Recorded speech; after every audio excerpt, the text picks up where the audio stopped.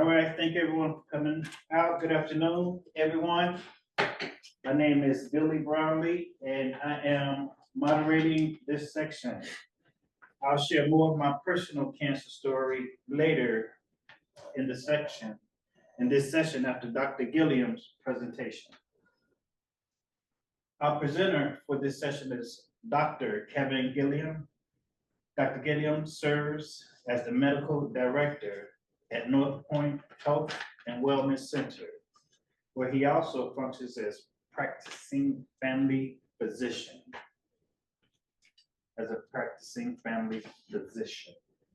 His practice and other pursuits are focused on partnering with individuals and communities to aid in prevention of chronic disease, along with appropriate identification of developing health concerns and adequate treatment of already identified illness.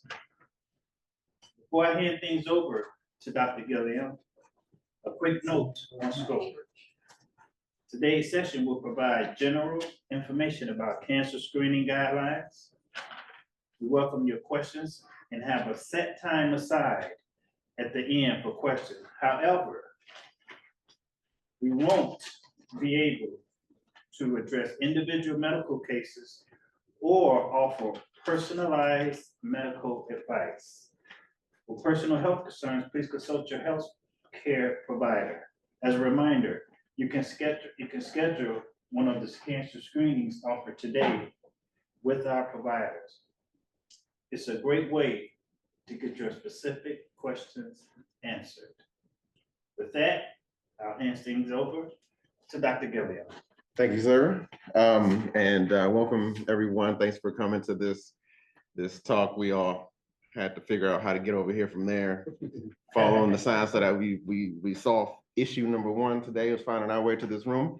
And this was my first time in this building, and it's a nice room over here, like the space. And thank you for the kind introduction. So what we're talking about today is cancer. And specifically, we're talking about it in men. And there are really only two cancers that only men get. And that's prostate and testicle cancer. And we'll talk about those, but every other cancer we're talking about happens in every person that is a human on the planet.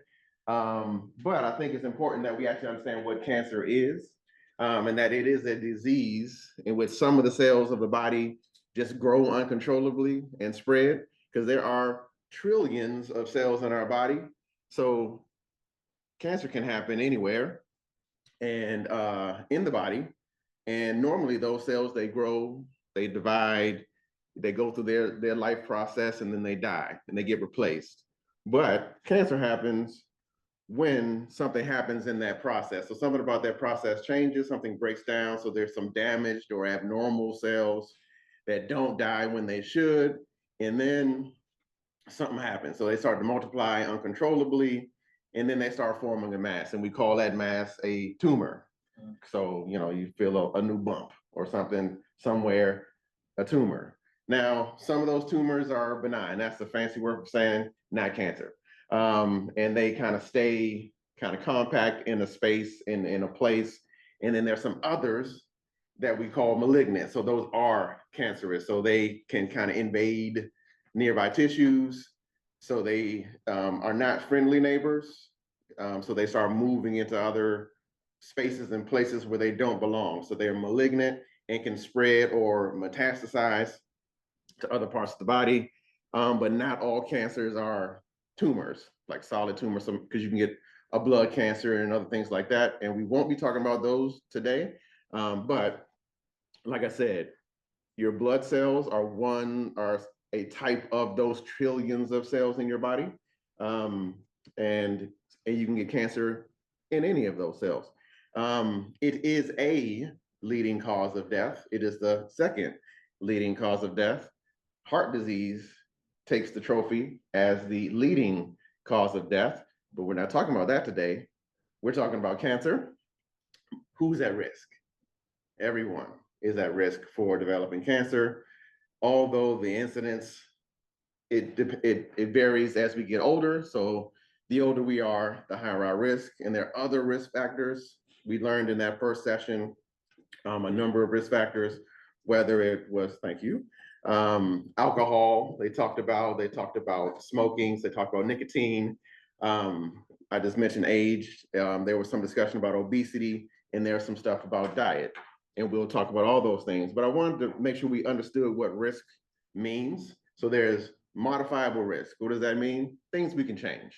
And then there's unmodifiable risk, stuff we necessarily can't change much about our age. If we're fortunate, we keep doing it, meaning we keep getting older and older in time. Most people say it's better than the alternative. Our family history, the families we're born into, we got them. And then the genes that make up the people who we are, things we can change. So smoking, alcohol use, our diet, physical activity, sun exposure, excess body weight, even though that last one can be challenging. Relative risk. So we talk about the doctor who had a discussion on the researcher on alcohol use. She talked a bit about this, and this essentially is a measure of how much more or less likely someone is to develop cancer based on a specific factor. So in what I have up here is if I'm a smoker, I have a 25-time more likely chance of developing lung cancer than a non-smoker. And they're trying to figure out what that number is for alcohol in her case, in the discussion that she had.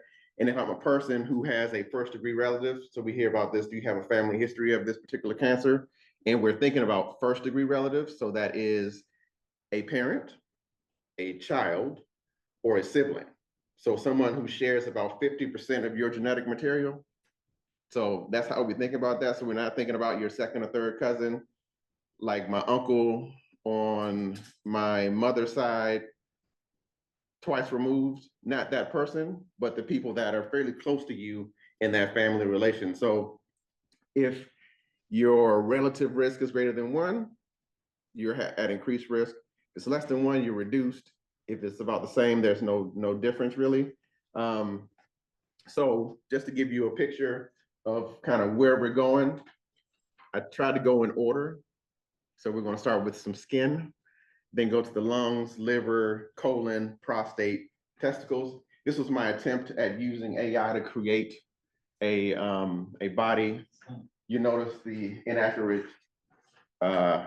unitesticle, even though there's some people who just have one as a treatment for testicle cancer, but that is not an accurate depiction. So we'll start with skin cancer, kind of outside moving in. It is the most common cancer in the US, period. Skin is the largest organ of the body. If you're looking at someone, if you can see me, you're looking at the largest organ in my body or on my body that is a part of my being. Who's at risk? Everyone, all skin tones. So if I'm higher melanated, so I'm of a darker skin complexion or a lighter skin complexion, we all have risk because these skin cells are constantly reproducing. So they're constantly going through that growth, that birth, that dying cycle. So if there's an issue that happens, whether it's kind of in this area here in the skin cells or somewhere down there, can be an issue there. And when we think about skin cancer, it's really about prevention. So limiting our sun exposure. So really in those kind of high sun times, 10 a.m. to 4 p.m. is what we're thinking about, using sunscreen. Now, as a person, as a Black person who, not until I became an adult did I ever apply sunscreen to myself. So this wasn't something culturally that I was even aware that I should be doing until I got in my 30s and actually got sunburn. So it can happen to any person, no matter the skin tone. So just remembering those things, I get a tan every summer and all this, which is fine. But remembering the risks associated with that kind of exposure, wearing protective clothing and sunglasses. So people who work outside, I used to have my own lawn care business. So kind of wearing long sleeve shirt when you're out working for a number of reasons, because you don't want to, injure yourself, pants, a hat, sunglasses, because our eyes also have cells in them as well that can get skin cancer, avoiding tanning beds and sun lamps. Not something that I do personally, but there are lots of people who increase their risk by using those devices. Skin cancer, one of the easiest cancers to prevent and find early because it's your skin. You see it, you say, oh, that's a new thing. Didn't have that yesterday, or I didn't have that last week. Let me go get that checked out. Oh, that's a cancer. Scrape it off, you're cured. I mean, that it often is that easy. Sometimes it's not. But it is one of the easiest ones to identify. But a phrase you'll hear often, if something changes, something has changed, so get it checked out. If something changes, something has changed, so go get it checked out. So if something changes about your skin, that's a change. So go talk to someone, a doctor or whoever you see. Tell me about this rash I have, this bump I have. Do I need to be concerned about that? We can do monthly self-checks, know your moles and spots. If you've had the same mole in the same spot since you were a kid, just kind of be aware. It starts getting larger all of a sudden, starts spreading out all of a sudden, that's a change. Go get it checked out. And then when you get your checkups, just make sure you're getting a skin exam as well, because again, your skin is a part of you. It's the largest organ in the body. Next thing we'll talk about is lung cancer. It's the #1 cause of cancer death. Who should get screened? People from ages 50 to 80. And the people that we screen are those who have what we call a 20+ pack year history. And so what that means is, how we calculate that is, how many packs per day do you smoke? Easy math. If you say I smoke 1 pack a day, and so, well, how long have you been smoking? Well, I've been smoking since I was 15. How old are you now? I'm 45. So that is a 30 pack year history. Less easy math. You say I smoke a half a pack a day, or then you just we kind of run those numbers. And it ranges from, I smoke 2 a day, 10 a day, 10 is a half a pack, 20 is a full pack, to 2 to 3 packs a day. And that kind of increases your risk. So 20+ pack year history, and you're currently smoking, or you used to smoke. So you say, I am 50, I quit smoking 5 years ago. So, well, how long did you smoke? And when you were smoking, how much were you smoking? So you still, once you kind of get the risk, it stays, but your lung health actually improves quite a bit once you quit smoking. So if someone gets a new diagnosis of a lung disorder, like a breathing issue, we encourage people to reduce their risk of worsening that by quitting smoking if they are a smoker. And that tends to help kind of prevent them from getting worse. How we screen? So it's a CT scan, a CAT scan. So it's the fast one. It's not the MRI. Low dosed CT scan. How do we prevent it? Don't start smoking. And if you do, quit. And then doing your best to avoid secondhand smoke and other cancer-causing things. When I grew up in the 80s, and so both my parents smoked, and I didn't appreciate it, but I couldn't tell them that just outright. So I bought a sign I found somewhere, and it said "No smoking in this space," and kind of put it on my door. And then I didn't realize I was being manipulative at the time, but I would cough a little bit when they would kind of light a cigarette, and over time, they picked up the hint, like from the mouth of babes.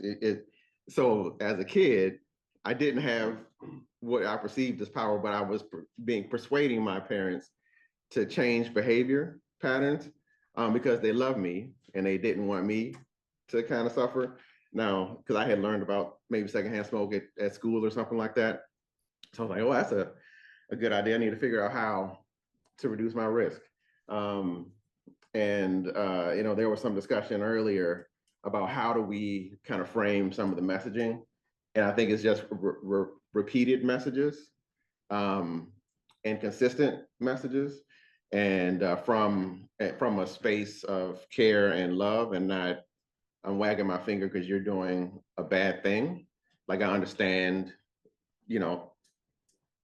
kind of what's happening, and I'm just going to be consistent about this message that this is not a healthy practice, and it's something that we'd be better off if it was changed. So next cancer we'll talk about is in the liver, which is right side, kind of under your rib cage, is where your liver is. There's a rising concern in younger adults. So rates are increasing in people less than 50. And some of the key risk factors are those who might have chronic hepatitis B or chronic hepatitis C. There are some areas in the world that have a higher prevalence of hepatitis B specifically. And then there are other risk factors for people who might develop hepatitis C. In the United States, well, before I get there, so other risk factors, alcohol use and smoking in terms of development of liver cancer. And it's related to kind of inflammation and issues with that and how the cells work and reproduce. And as we talk about screening and prevention, so the Centers for Disease Control and Prevention recommend hepatitis B, hepatitis C testing for all adults. But it's important to know why it's important to get screened is hepatitis C is curable. We've had treatment and treatment that cures you from hepatitis C for years now. And it's becoming more prevalent that people can get easy access to it or easier access to it. Hepatitis B is treatable and manageable, but not curable. So doing our best to avoid it if we can. Hepatitis B is one of those diseases that we actually immunize newborns immediately to help reduce risk. And kids are immunized against it in the first year of life as well. And then anyone who may not have had immunization where they were born or when they were born are offered immunization to help protect them against hepatitis B.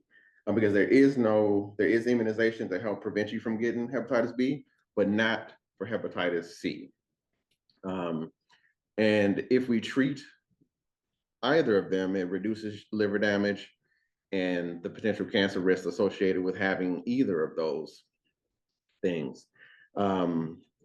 Because what hepatitis, the word means, so hep, liver, itis, inflammation. So it's liver inflammation. So anytime any part of our body is inflamed, those cells are at greater risk for having an issue. So we talked about in the beginning, something happens with the like the cycle of life and death of the cell.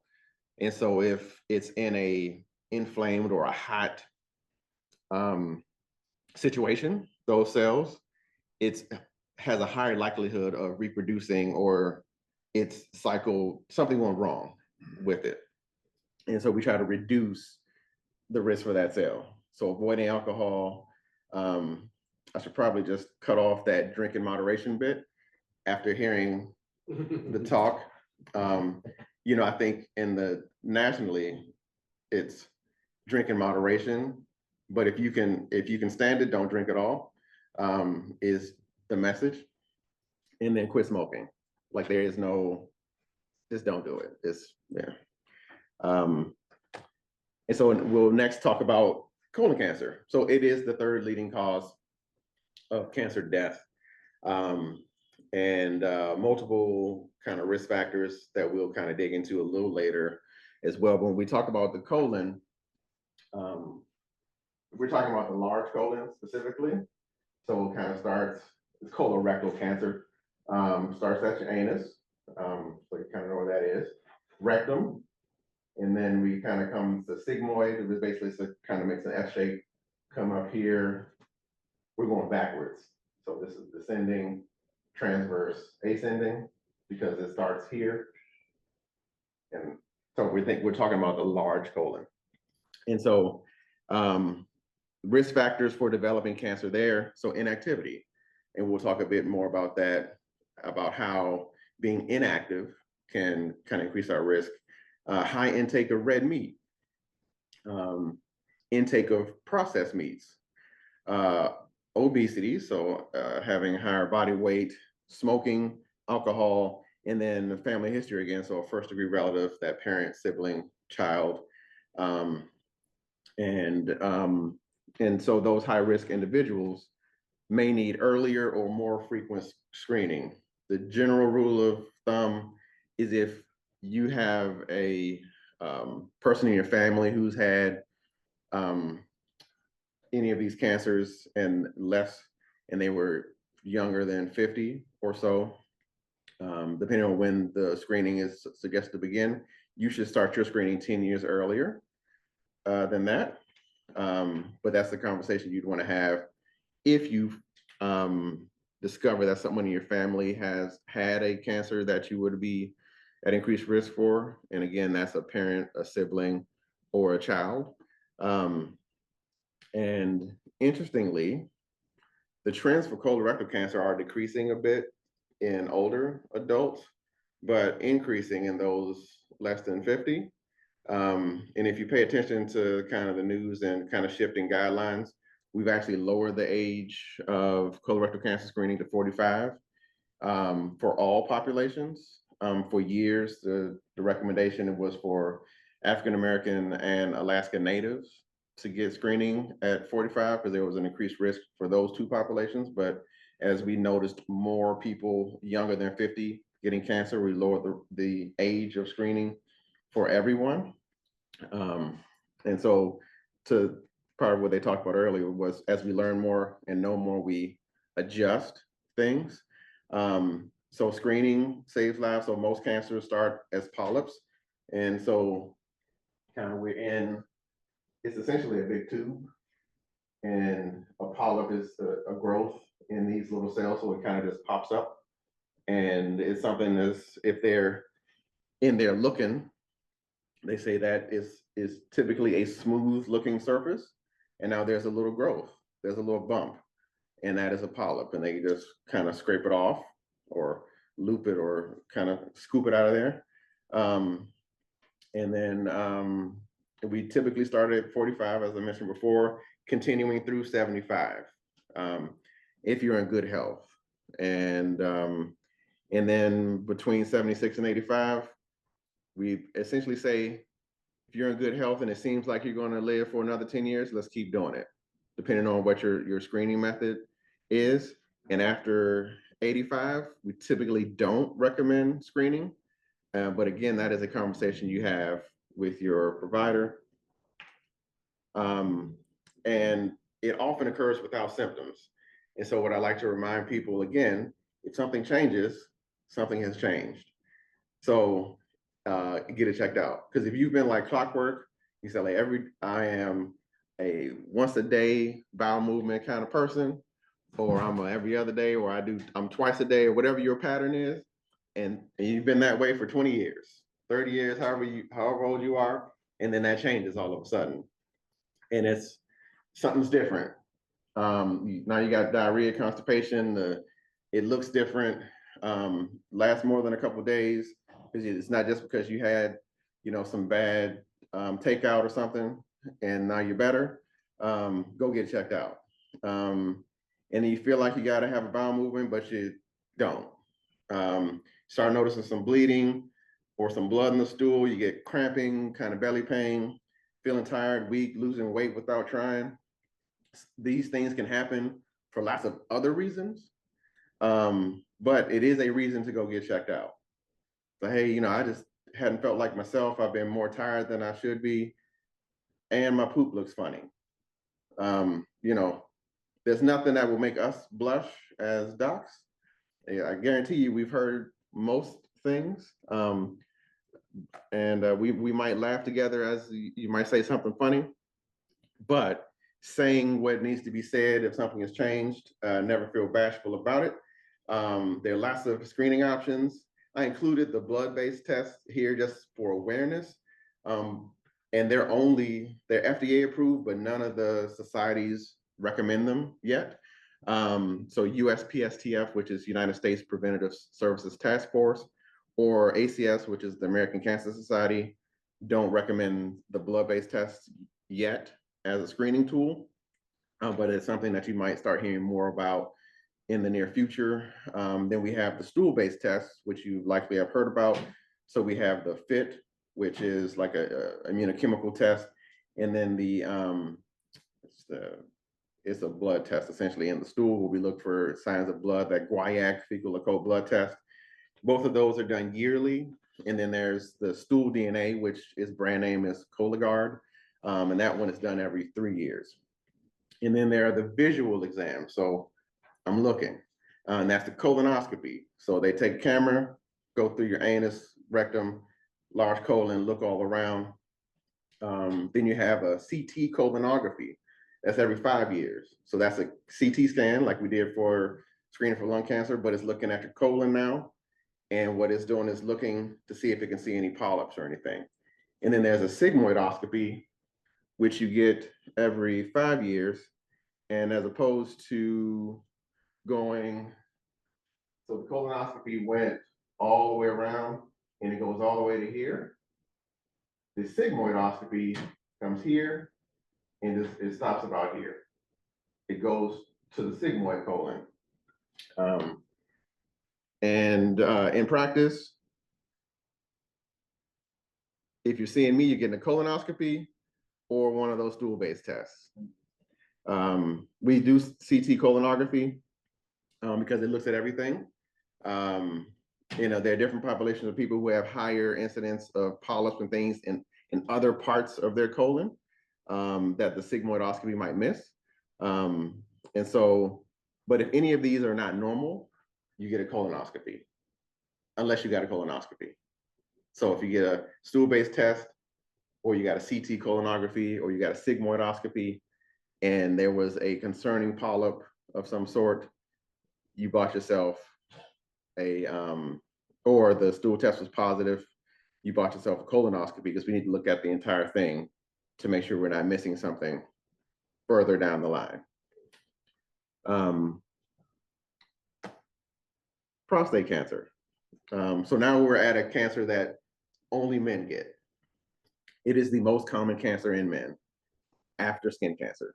So it's skin cancer, prostate cancer. It's the second leading cause of cancer death in men. So risk factors here: older age, Black men, family history, and then that gene mutation they kind of implied earlier. It's called the BRCA mutation, and that is one that we check women for when they get breast cancer or ovarian cancer. And so my mom had a breast cancer survivor. She was tested for this gene mutation to determine like her treatment plan. But also it would suggest myself or my brother need to get different screening based on a gene that might be present in her that could have been passed to us. And so even put an even finer point on the Black men, African-American men, and Caribbean men of African descent are at significantly higher risk of prostate cancer, specifically kind of earlier diagnosis and more aggressive prostate cancer when it is diagnosed. And because I have pictures, so the rectum is here, and then the prostate is there. So you got kind of the scrotum here, rectum, so that area in between, you often you can press up here and it can be tender there. And that's why when you get a digital rectal exam, we go through the rectum because it is right there. And it's much closer than this picture implies. And the reason why,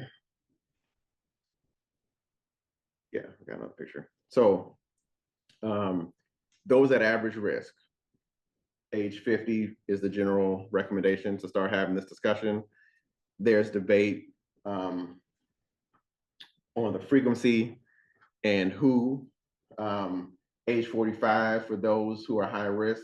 So if you talked about Black men, and again, family history comes up here. Age 40 for those at very high risk. You've got multiple relatives. You've got this gene mutation. And then the screen test we use, it's a PSA blood test. So that's a prostate specific antigen, digital rectal exam. The general frequency, it's debated, but generally my personal practice is every 2 years. For people who are at higher risk. And then we just kind of follow those levels. And then, and similar to other cancers, we look at kind of life, like how healthy you are and the kind of life expectancy to when we would kind of stop having those conversations. But if you're otherwise healthy and you seem like you're going to live another decade or so, we keep going.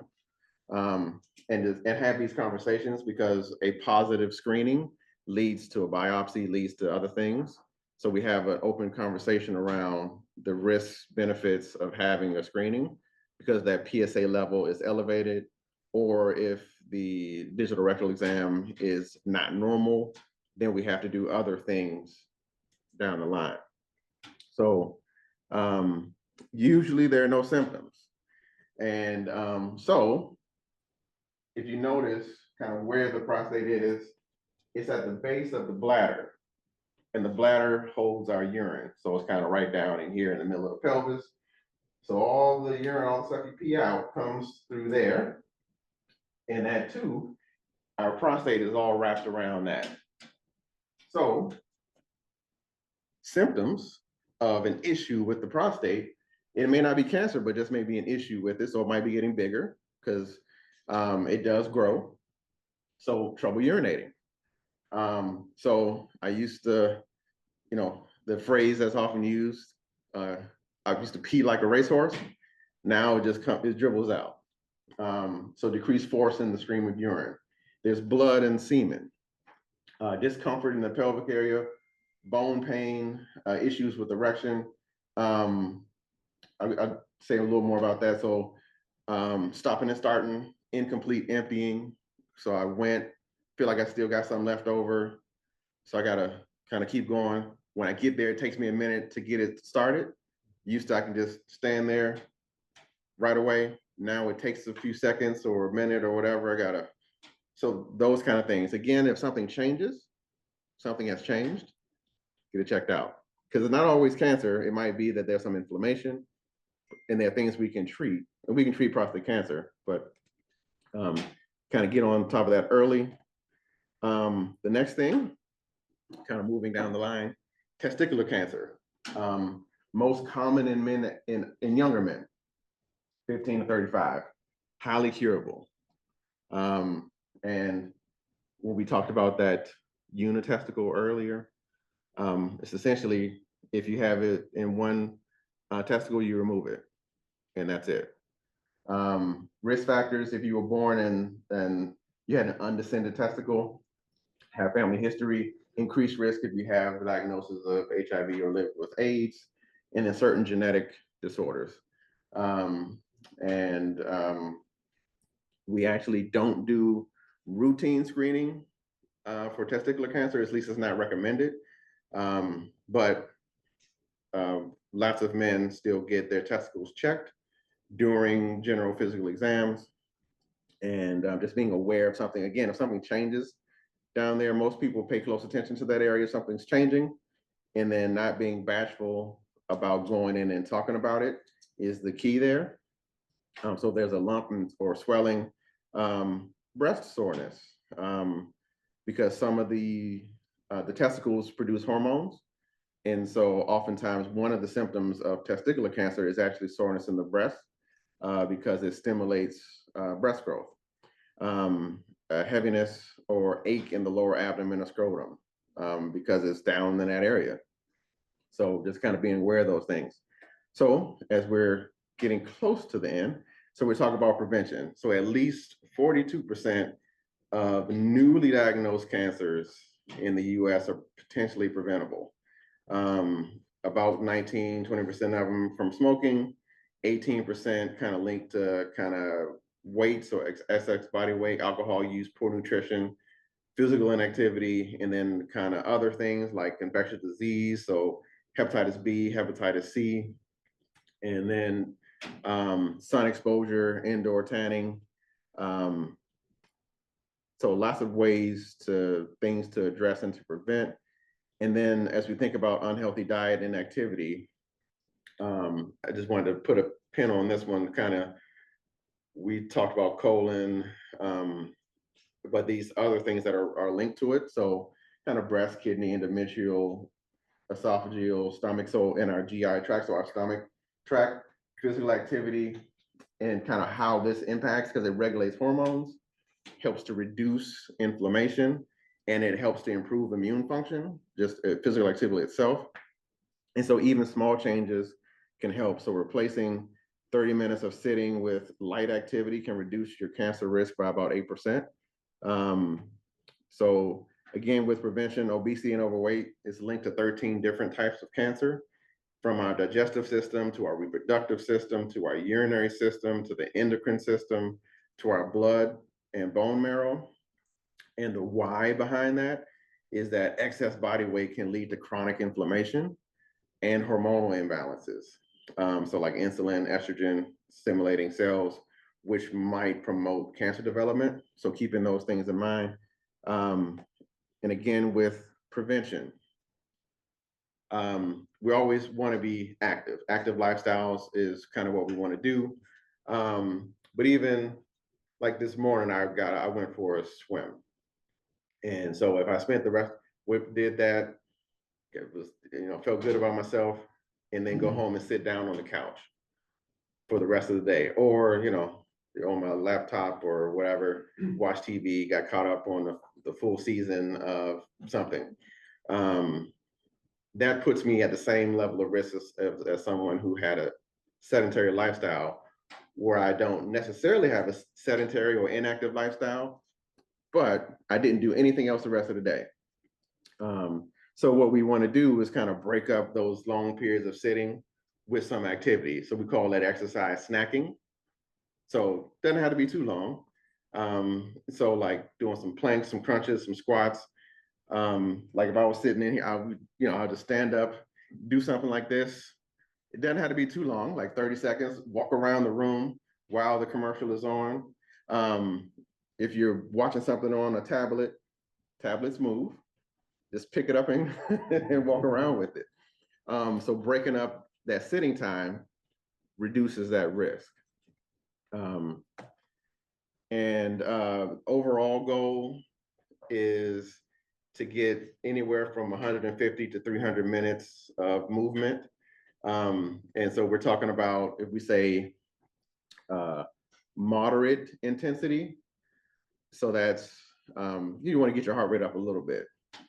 Vigorous, you want the heart rate up, and you want some sweat. That's basically how that kind of boils down. If you're doing moderate, so you're going for a good walk, you need a few more minutes there. If you are walking super fast up hills and things, vigorous, you get a little back sweat, you need less of that. And then but you spread it out and over time through the week, include some strength work as well. Because as we age, we want to reduce our risk for injuries when we fall. I'm a family doc, so I can't not talk about some of these things. And these are the bottom. This is the floor. If you can get more, do more. If you're doing zero, start small. And so what I often tell people is everyone is sitting, and you don't have to stand up. But if you are in a chair, this one's high, so it's not a good example. And then just kind of stand up and sit down. stand up, and just do that over and over again for about 30, 45 seconds. And I guarantee you will be a little winded while doing that. But what that is doing is exercising those big muscles in the legs, big muscles in the butt, back muscles, the core, abdominal muscles, and preparing you for more exercise, because most people's exercise of choice is walking. And what do you use when you walk? Leg, butt, back, core muscles. So preparing your body for those things. So key takeaways: cancer is common, but many of them are preventable or treatable. Getting screened when appropriate, because early detection saves lives. Choosing a different lifestyle if your current one is not as healthy as it could be. So avoiding tobacco, healthy weight, eating well, staying active, and cutting out alcohol if you can. Get vaccinated, get regular checkups, because that can prevent cancer.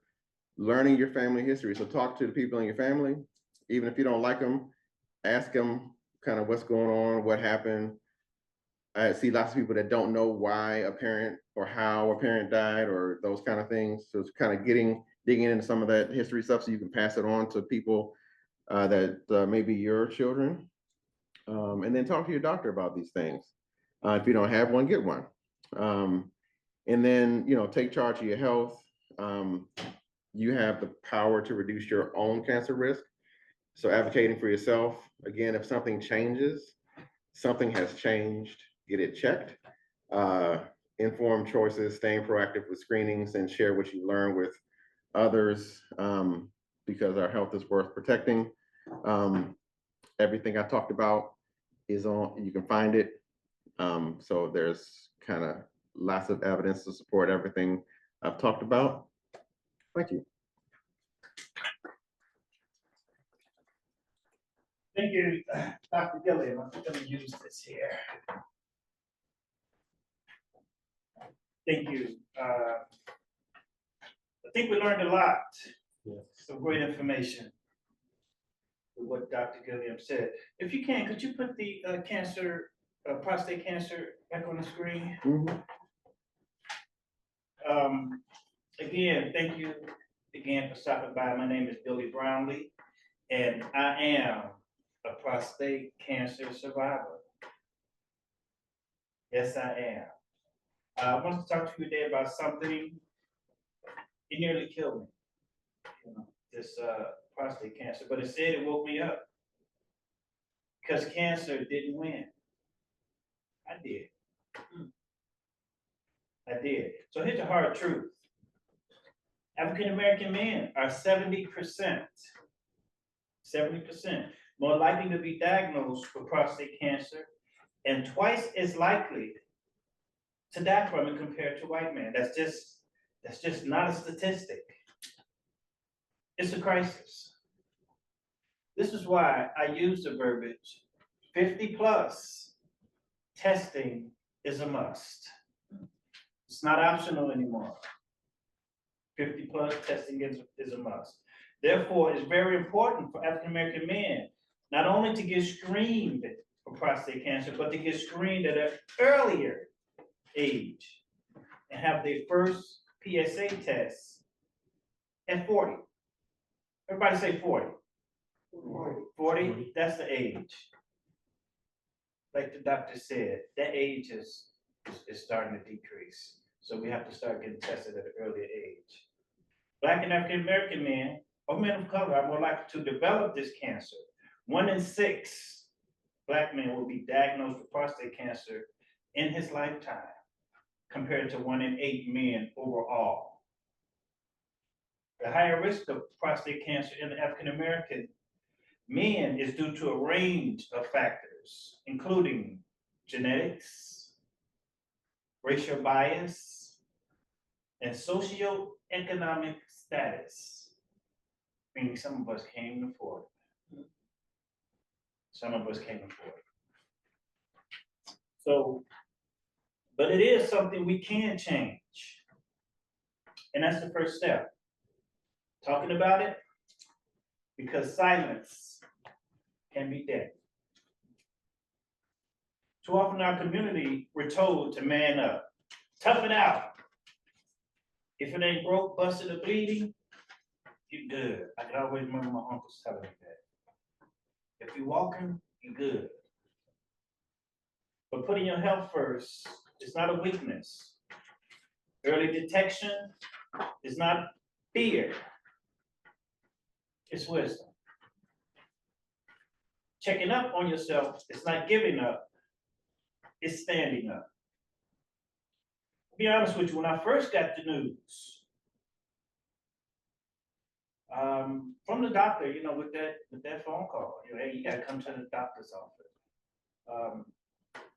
It was concerning with me. I was scared because I knew my father passed away from prostate cancer. My father had 7 brothers. They all passed away from prostate cancer. I had an opportunity to watch them pass away from that, all 7. They boasted how strong they were. Man, how strong they were. But during that process, I got to see how strong they weren't. I got a chance to watch that.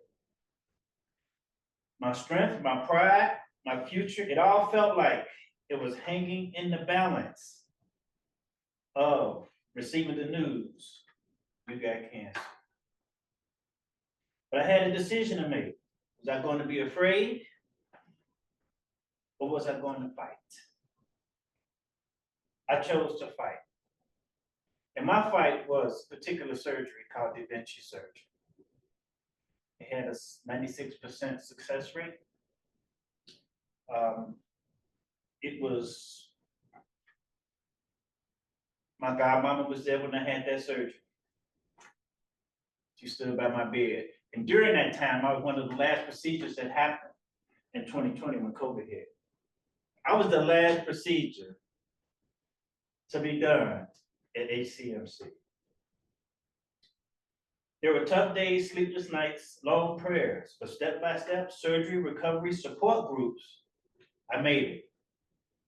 And now, I use my voice to inform other men about this, because if my story can help one man get tested early, then the fight was worth it. Don't wait for symptoms. Stage 1, you won't even recognize symptoms because they don't show in stage 1. Stage 1 is the earliest. So you have to be careful with that, because if you wait, like the doctor said, if you feel something, do something. If something feel like it changed, it probably have changed. So we have to step up, and if we feel it, if it ain't right, we have to get it out of our mind that I'll be okay. Don't wait till it's too late. Get your PSA test today. And a PSA test, like the doctor mentioned, is a laboratory test that measures the amount of prostate-specific antigen found in the blood. The PSA is a protein made by the prostate gland. The amount of PSA may be higher in men who actually have prostate cancer. This is why testing is important and needed. The PSA level testing chart goes as, it should be 0 to 2.5, normal for a man 40 to 50. 0 to 3.5 is normal for a man 50 to 60. 0 to 4.5 is normal for a man 60 to 70. 0 to 6.5 or 6.6 is normal for a man 70 to 80. My PSA levels, when I went, it was just a regular doctor's appointment I went to. I go to the doctor every year for no reason, just because I have a regular healthcare physician. I go every year. So when I went on that particular, I was tested at age 54. I was 54 when I got tested. That was in 2019. And I turned 60 next month. So as we grow older, we must be more conscious. of our own health. Talk to your family, ask questions. You owe it to yourself and the people who love you to do this. Being a man doesn't mean keeping it all inside. It means stepping up. And there's nothing more courageous than taking care of your health. Prostate cancer is classified into 4 main stages. Stage 1, cancer is localized within the prostate and is not detectable outside it, and it does not have symptoms. Y'all see the prostate right here? It's not that big. When I got the blood test, they said, "Oh, you're a little bit high. Come back in 3 weeks." I got another blood test. They said it's still high. We need to do a biopsy. So it warranted for me to have to take the next step. So like the doctor said, when they noticed, they got to go back there. They took a sample and said the sample looked good until they chopped it up. He cut it up. It was 98% cancer once that piece that they took out of here. I'm not even sure what part of it they took out. But that little robot thing, it was on the screen. I didn't want to watch it, but it took it out. And when they chopped it up, it was full of cancer. So stage 1, sometimes it has no symptoms. Stage 2, the cancer is still confined to the prostate, but it may be larger, more aggressive, and have growth, like the doctor mentioned. Stage 3, the cancer has spread beyond the prostate to nearby tissues, like those lymph nodes that the doctor mentioned.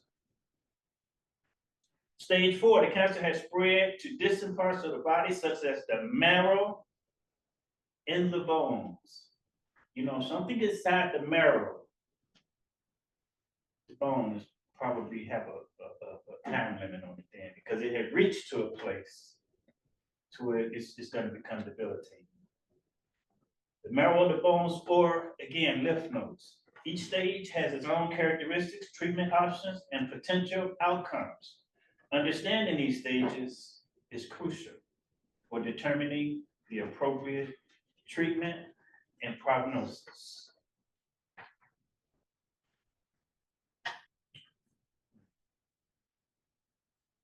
And those who are cancer survivors, any cancer survivors? No.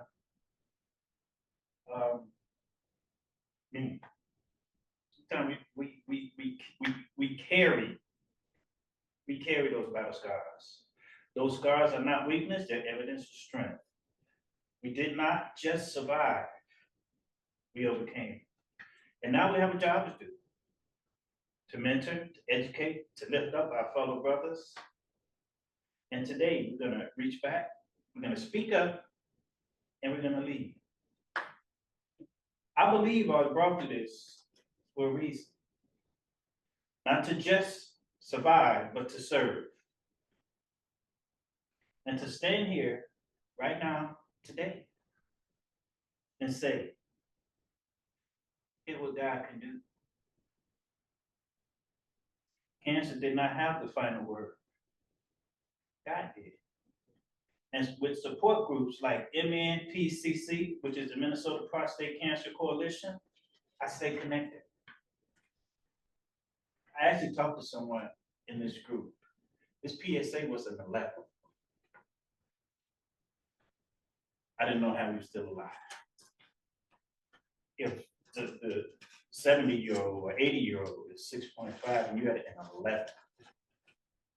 This is why these groups are really important, so that you can see others who are going through this, see others who've made it, and give us an opportunity to have hope. So I'm not just living today. I wake up each day with more gratitude, more faith, and more fire in my soul. Because we are not defined by what tried to destroy us. We are defined by what we overcame. So today I speak life, I speak strength, I speak hope, and I remind you, your life matters. So I'm like everyone said, just one time with me, 50 plus, testing is a must. Everybody, 50 plus, testing is a must. That's all I got. Thank you for my story.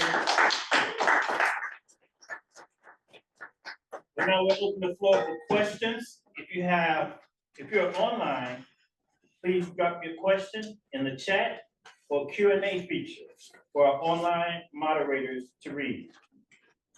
So I have direct any questions to Dr. Gilliam. Yeah.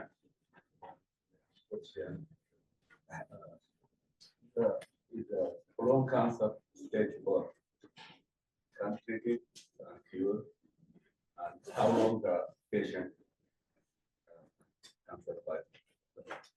Yeah, so the question was, so someone with stage 4 colon cancer, whether you can be treated or cured, each cancer is different, and each person's kind of experience with that cancer is different as well, and kind of what the options for treatment are often quite complicated. You know, stage 4 suggests some spread has happened. So we kind of call that metastases and involvement in other parts of the body, which would make it a bit more challenging to cure and treat. But parts of that cancer's genetics, it helps determine what the treatment might be. So I think that is a good question for the oncologists or the doctor teams that are looking at the cancer to see how treatable and curable that specific one is, because every one is different. So it's kind of hard to say just like one yes or no, kind of based on that information, you know? So, yeah. But I would always ask that question, because the stage is not, like you said, oh, I got stage 4, it's a death sentence. That is not the case all the time, you know, because treatment has evolved and treatments have changed, you know, through the decades. So having these kind of open and honest conversations with our teams of people is helpful. I have a question for you. Yeah. You said that after the age 70, the screening for the colon cancer rate comes down, and the provider don't ask for the colonoscopy or something like that. Why 70 after that? You guys like don't go for screening. Like, what is the science behind this? There's if you've had normal screenings up until that point, Then you are mitigating the risk of getting correct. And we do similar things for other cancers as well. If you've had normal screenings throughout your lifetime, and then we have a discussion, because again, at 70 is the general cutoff, but then we take a look and say, all right, are you pretty healthy as an individual now? If so, then we'll keep going until you're 85. If you have a like family history that Right. still applies, or if you have a family history. Correct. If you've been getting more frequent screenings, so you're not every 10-year colonoscopy, and you've been getting one every 3 or 5 years, and you've got a family history of a diagnosis, and you are a very healthy 75-year-old who looks like you're going to live until you're 100, we'll kind of keep going with the screening. You know, so we have guidelines are just that. They kind of guide thinking, but they don't determine what we do. You know what I mean? Yeah. So everyone will be different in that situation. I have a question for you. How important is the family support? According to statistics, more than 25% of cancer patients in the United States, they die alone, like no one around them, they left them to die, like something like that. Like, cancer is not an individual disease, it's like family disease, right? Everyone suffers mental things. So according to you, how important is the family support for a survivor? As a survivor, and how, like, what is your idea about that? Silence is deadly.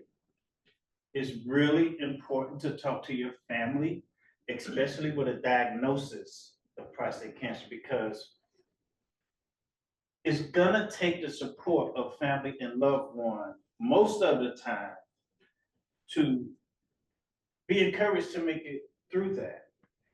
Because without family, loved ones, we'll keep it to ourselves.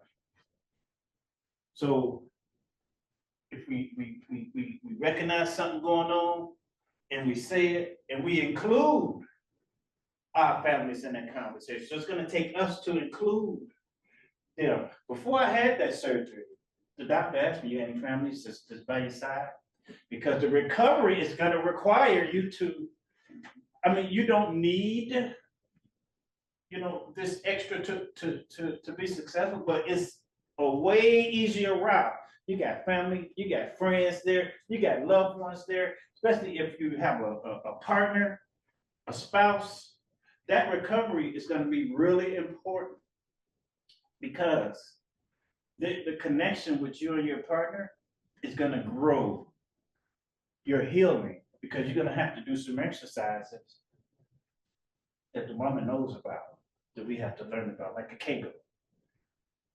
I had to learn how to do that without even thinking how to do that. But I didn't have a spouse to do that with. So I had to be encouraged to get people outside of that circle to support me, to help me outside of my immediate family. Dr. Host was there, my sister was there.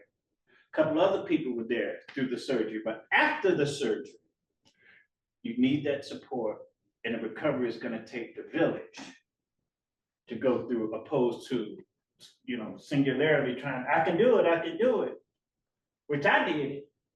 And I wasn't married with a wife and I did it, but there are certain things it's gonna take for that time frame to be shortened.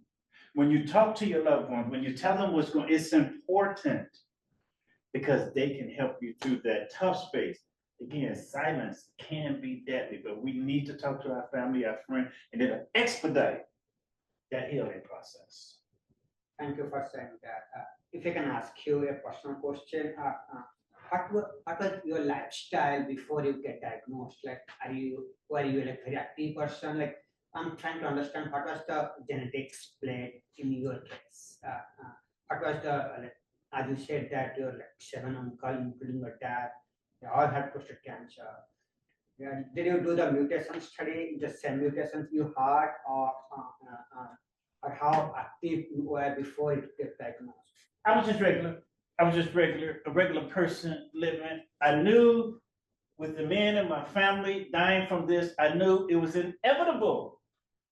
I was going to get that call. I knew it. So when it happened, it was surreal. But it wasn't really devastating because all the men in my family died from it. But as far as my lifestyle, I was doing everything. The key, I went to the doctor every year with nothing wrong with me. That's how I was diagnosed. Hey, doc, I see you again. I miss you. I mean, last year, okay, it's this year. You know the routine. I just did a full physical. And when they seen the numbers weren't right for my age, that required to come back and take another test. The other tests require a biopsy. The biopsy required a decision. Chemo, like dialysis, and da Vinci surgery. I had an Uncle Eddie. He had chemotherapy, was just perfect, strong for 40 years after diagnosis. The 41st year, he came back and he died less than 90 days. So you have to make that decision with your family. Now, the Da Vinci surgery is going to require different things to happen. And you have to make the decision what's best for you and your family, include your family in the decisions that you make. But it was just a regular, I was having, you know, you could say living your best life until they draw their blood. Then I had some decisions to make. So going forward, are you checking your whole body every year? Because you heard the things and you are at the high risk of getting other types or something like that. So what is your lifestyle like now? Every year I still go to the doctor. This was 2019, so I was going every 6 months. They would draw my blood, check for prostate, you know, check the PSA levels. My PSA was negative 0.0001. That means you don't even have a prostate. Now, if I get a PSA test and it shows levels, then it's something wrong. you know what I mean? The cancer has come from somewhere else because they tested through the prostate without a prostate and they still see cancer. Then it's something different I have to go through, whether it's the colon, whether it's whatever it is, but I should not show symptoms because I don't have a prostate. And I think to add a bit, if you're diagnosed with one cancer, doesn't necessarily mean you're at high risk for others, For others, yeah. but you still get the screenings for the other cancers. Like we don't forget about, oh, we got to focus in on this prostate now and forget about the colon, forget about all the other ones, because you could get another thing. And so we kind of go through and do all of the regular screenings. And I think there's that first question, if it's like a hope, because getting diagnosed with cancer can feel like a sledgehammer. And so a person can get down, but having a community of people around them, whether it's family directly in the house or extended family, to help kind of support and provide hope. We know people who are not lonely or are connected in community just do better generally from a health perspective, and specifically with cancer diagnoses, those that have some component of a hope and expectation of healing. It is a key component. That's a great point. Thank you. Thank you so much for the nice session. Sir? Thank you very much. My question is regarding the test results and the ratio we talk about for the PSA. Yeah. Does it differ before surgery cases after surgery, or is it the same? It does. So depending on, different labs have different ranges of normal, but we know what the ranges are generally. I mean, I've seen them as high as a couple of hundred. But when we remove a prostate, because that is the only organ in the body or gland in the body that produces the PSA, it should remain 0. So that when we monitor it and if we see, oh, it's not 0 anymore, it's 1, it's 2, it's 3, it's 4, we know we need to go looking for something. So yes, it would change after a surgical removal of a prostate, yeah.